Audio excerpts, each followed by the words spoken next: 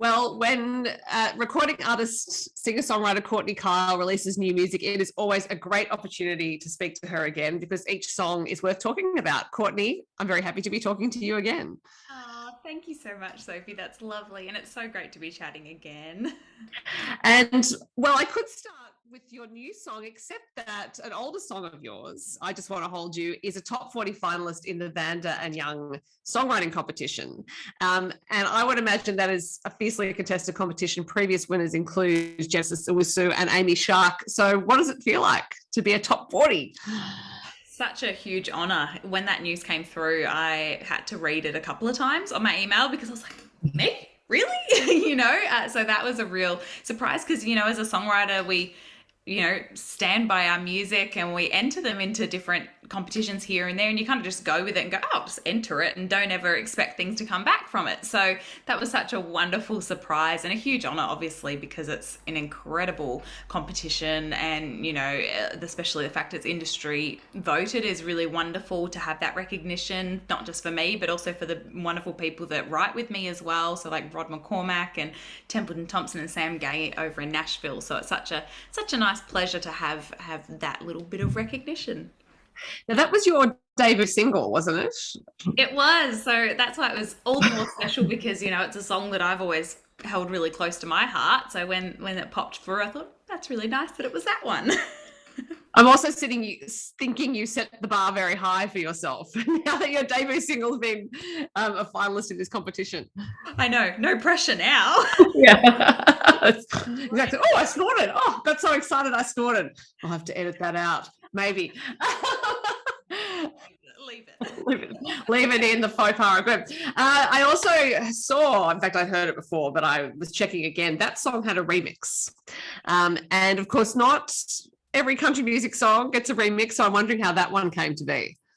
Well, it was more so sitting around home in lockdown last year again and just thought, what's something that I can do, A, to entertain myself creatively, I guess, and also just something to, put out there, stay connected with people at the same time because it'd been a few months since I'd released anything. So it was just kind of something that came out of left field. Initially, Gina Jeffries actually suggested it in one of our mentoring sessions and said, what about doing a remix of one of your songs for the, 1 year anniversary since the release? And, I started working with Rod on it. He thought it was a fun idea as well. And it gave us a chance just to kind of take the pressure off and have some fun with it as well and go down a different path to what I normally would because I am very much on the country genre pathway. It was nice to go poppy and kind of embrace some other sounds that I wouldn't naturally put in, my usual singles. I'm curious as to how you'd even approach a remix. Do you sort of take the structure of the song and think, okay, I'm just looking at the melody and the structure, and then let's think about how we reconstruct it? Yeah, exactly. And I also had a listen to a bunch of other country remixes that were out there. So whether it was like a Casey Musgraves, Lady A, I listened to some Kelsey Ballerini remixes as well to hear kind of what other people do to try and inspire us as well. And, through that, we just wanted to try some different sounds. I always love, some of the 90s sounds of things. So we, kind of thought back to different songs that have had, different synthy sounds and things like that to incorporate as well. So it was just kind of a fun creative process and just enjoyed it and thought, well, let's just put something out there. It was, if anything, I felt like it was more just an enjoyment thing for me and a passion project, and just something that hopefully if people liked the first song, hopefully would enjoy the remix of it too. And different forms of songs can find their way to different platforms, but it's the original version of your song Hummingbird that I found on TikTok as a TikTok sound. People were making videos using it. That must have been fun. And did you get to watch a lot of the videos? I have had a look quite a few times actually to, I've seen them pop up and every now and then I'm like, oh, wow, this is so cool to think that there's people, on the other side of the world that are using it for whatever it is. And I even saw, some of them were really positive, uplifting TikToks as well of, people, having self-confidence and things like that, or family videos. So it's a really special thing when you see, that side of things where your music's connecting with people that you would have never expected. I guess it's also part of being a modern artist that you have to come to grips with all of these new things and fairly quickly. So there was streaming, and now there's TikTok and it's using pieces of your work. It's not even the whole song. And you could think it's out of context, but maybe it's a perfect context. I don't know. But it is a lot, I think, to get your head around when really what you're trying to do is just produce great music, hopefully get out and perform it. Has it taken a bit of adjusting, or are you an avid TikTok user so you think, yeah, this is great? I think it's challenging because it's this whole new world of music that we didn't really have it, a few years ago. It's a whole new world. So I haven't quite mastered the TikTok side of things yet. It's an interesting one. I want to, and part of me is like, yes, I want to be a TikToker, but then the other side is like, I don't know if you're cut out for it, So I think there's some people that do it so well, and I get really inspired watching people that do it well, and especially even like Amber Lawrence. I've been watching a lot of her stuff during lockdown, and she's so entertaining and just great on there that I'm like, oh, I'd love to be able to do that. But I think it's one of those things that you've got to just commit to it and go for it. And I probably just need to jump on the boat. Well, she was telling me, because I interviewed her recently and I asked her about it, and I think she pretty much said that just whatever's happening in her day is up for grabs as content, basically. So it's like something happens, okay, I can put that on TikTok, but that's a different way of thinking about your life and your work. Yeah, absolutely. And I think she does it really well, and it connects to people. And at the end of the day, as artists, we're trying to find a way to connect to people, and especially right now in a world where we can't always be out with everyone, I guess it's finding new ways to do that. Yeah. Now, you mentioned your writing team of Rod McCormack, Templeton Thompson, and Sam Gay, and they have worked with you on this new single, The One. I'm wondering how you came to write together the first time. I'm imagining that was for I Just Want to Hold You, but that's a team that has worked several times now.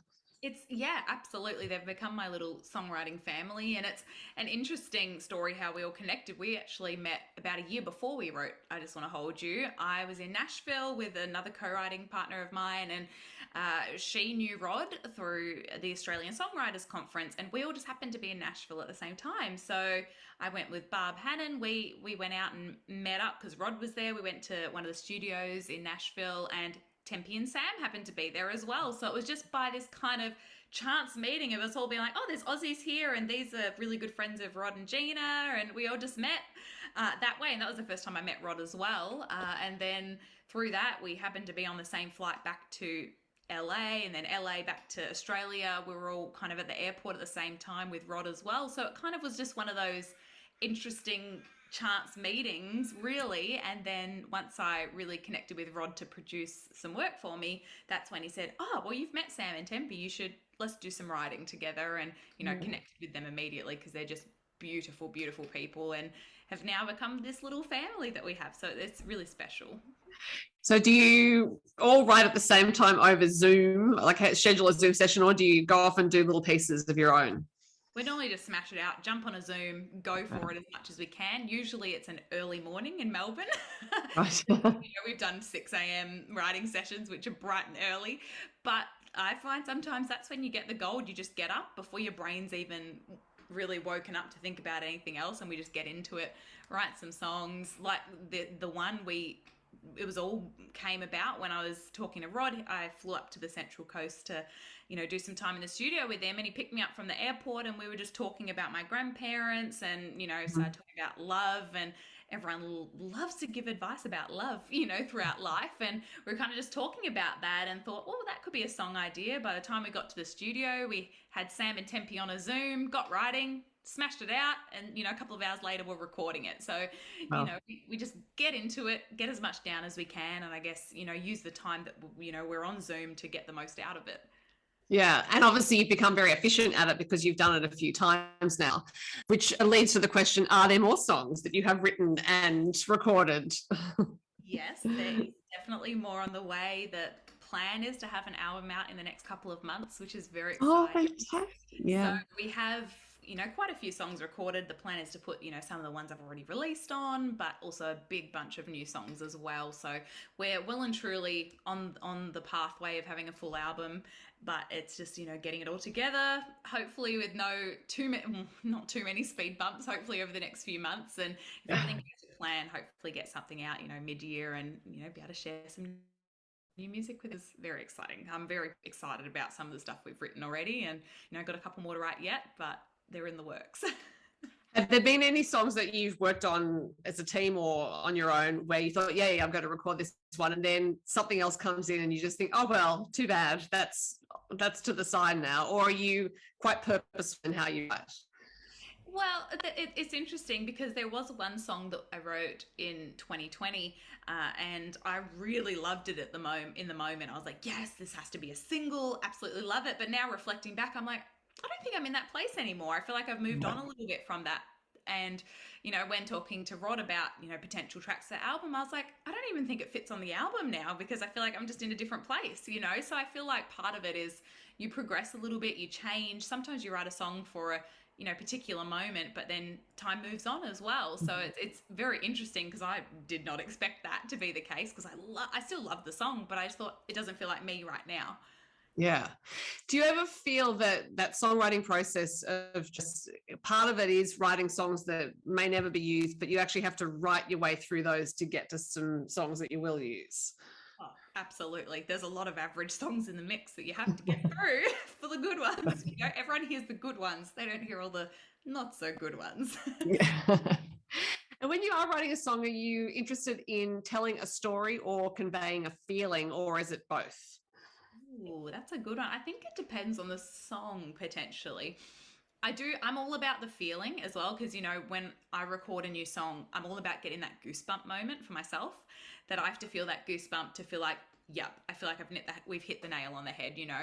But I think as well, it's really the storytelling as well. So sometimes that goosebump moment is just a guitar lick that Rod's done or something like that. And I go, yeah, we've got it. But then I think the lyrical story is also so important, especially in country music. You want to be telling a story that people are going to connect to.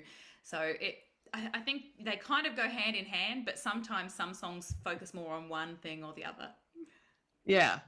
And of course, that goosebump moment is elusive. You can never predict when it's going to arise. So it's wonderful if you can have more than one of them. Exactly. Absolutely. That's like when I released Hummingbird, when we first wrote it, I was like, I don't know about it. I was a bit like, oh, I like it, but I'm not sure. But as soon as Rod produced it up and he played, some of the parts to me, I went, oh my gosh, this is amazing. We have to release this. So it can all change just depending on what environment you produce it. All of it, listening to it just an acoustic track was like, yeah, I like it, but I need to see kind of the big picture. And then once you look at the big picture of it, it was like, oh yeah, I love this. Absolutely love it. So then I'm curious, because you've got this produced version and the acoustic version wasn't quite doing it for you. So if you have to play it live acoustically, how do you feel about it? Well, I think because I've developed a deeper love for the song now, and as well, when you put down a work tape, that's just like the rough as anything. You've just smashed it out. We've written the song. Here's a really rough version of it, and then when you get into the studio, you do refine it down a lot anyway. So I love it now, and when we do it acoustic, absolutely love it too, because I've made it my own now, and make it feel really me as well. Yeah. Now, you had a busy few months apart from recording songs because you performed the national anthem at the opening race of the 2021 Supercars Championship in Bathurst, and there was a TV audience of 1.64 million, and also performed the anthem for the NBL. Do you find those anthem performances nerve-wracking? Oh, super nerve-wracking, but I love it. It's a real good adrenaline booster. Knowing that there's that many people watching, you're like, wow, I really can't stuff this up, as long as you get the word change right, it's all good, but I love it. I absolutely really enjoy it. And especially getting to be involved with some incredible sporting events as well. It's pretty special. And I think any chance to get to perform the national anthem is you get that moment of feeling really patriotic about Australia, which is cool too. Do you then get to stick around and watch whatever sporting event it is? Yes, which is very cool. I'm a petrol head anyway. I grew up around motorsport, so I spent the whole weekend in Bathurst for that, which was awesome. And then for the basketball, I stayed and watched the match. It was incredible because I've not really watched a whole lot of basketball, but I think now I'm a fan because it was so exciting. I was like, what? How have I never watched this before? So did the Supercars Championship know you were a petrol head before they asked you to perform the anthem? They did, because I did. I did work in motorsport for a few years before that, so I've got some wonderful friends there. So it's kind of one of my previous life things that I used to do before going full time into music. I worked in motorsport events. Wow, there you go. I did not know that, but I was more thinking, wow, that'd be a huge coincidence if they hadn't known that about you. Very random. You would never know. I used to love motorsport and music. They were like my two life joys. Look, I once, many years ago, had to work at the Bathurst 1000, and I can totally understand when you're in that live environment and those engines are going. It is really exciting. It's noisy. There's so much happening. You think, oh my god, yeah. I like it too, so I totally get it. Now, you also have been playing some gigs with Gina Jeffries and Tanya Kernigan on the Girls' Night Out tour. Max Jackson is on that tour. Obviously, you were meant to play Tamworth in January. That's not going to happen until April. But how have the other shows been going? Well, we got to do I guess, shall we call it a dress rehearsal type of show at the start of the year, at Avoca Beach Theatre, which was awesome. Tanya wasn't able to come down because of the restrictions at the time, but Max, Gina, and I, we got to nut out the set list with the crowd and just enjoy, seeing everyone's reaction of the new format and things like that. So that was super fun. And obviously we were meant to be in Tamworth a couple of weeks after that, but now it's happening only in a few weeks' time, which is great. So we're super thrilled to get this show back out to everyone, and to be working with the three of them, it's pretty incredible. They're all such wonderful musicians, such icons. Working with Gina and Tanya, it's really incredible, and I'm so grateful that they invited me. Well, I think they'd be hard markers, they'd only invite someone they would be sure their audience would like. And also that is a fantastic lineup for fans. Max is terrific as well. So as a music fan, I think it's a great lineup. Just giving my endorsement there. So you are definitely playing Tamworth. That show's been moved, yes. Yeah. Thank goodness, with all the changes, it was really great to be able to lock that in. We're playing on the Thursday night on the 21st, 5 p.m. at West, so it's going to be good fun. Tickets are still on sale now, so if you're in Tamworth, come say hello, everyone. It's going to be good fun. Indeed. And you are playing with Andrew Swift too on 9th of April, I think, at the Morwell Hotel in Victoria. Have you shared a stage with him before?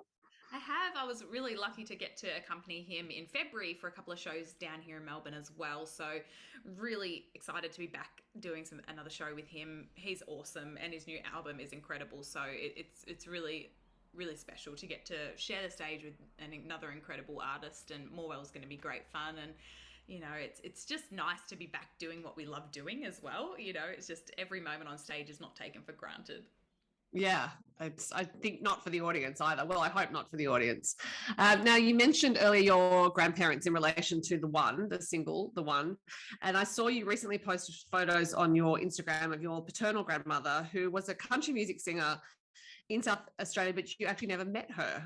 So I was wondering if you were aware of her background while you were growing up, and if that at all influenced your path into music. Well, I didn't know too much as a child, and in our family we just loved all types of music, really all genres, but I was always naturally quite drawn to country music and hadn't really thought too much about it. I grew up going on horse riding camps and things like that, so I lived a little bit of the country lifestyle here and there, and just always thought it was that background. But then in my teens, my dad was saying, my mum was actually a singer. She was a country singer. She'd sing on radio with, solo with her two sisters as well in the 50s. And it was just one of those special moments of being like, oh, that could be why I'm drawn to it. It's in my blood a little bit, it kind of answers questions of like, why do I love country music so much? But especially though it kind of cemented it for me probably 2 years ago. I found some family photos in, my dad has a photo album of her because she passed away a few years before I was born, unfortunately, and found some photos of her with her cowboy hat on, her boots, her guitar, and I was like, oh my gosh, it makes it all the more real. It's very special to have those beautiful photos there and to be able to, connect with her, even though I don't know her. It feels like I've got that connection to her regardless. It must be special for your father too.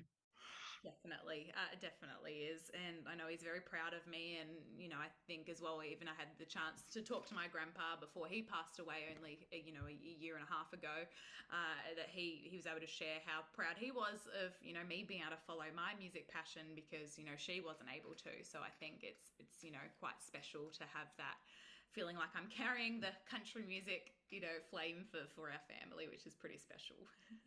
Yeah.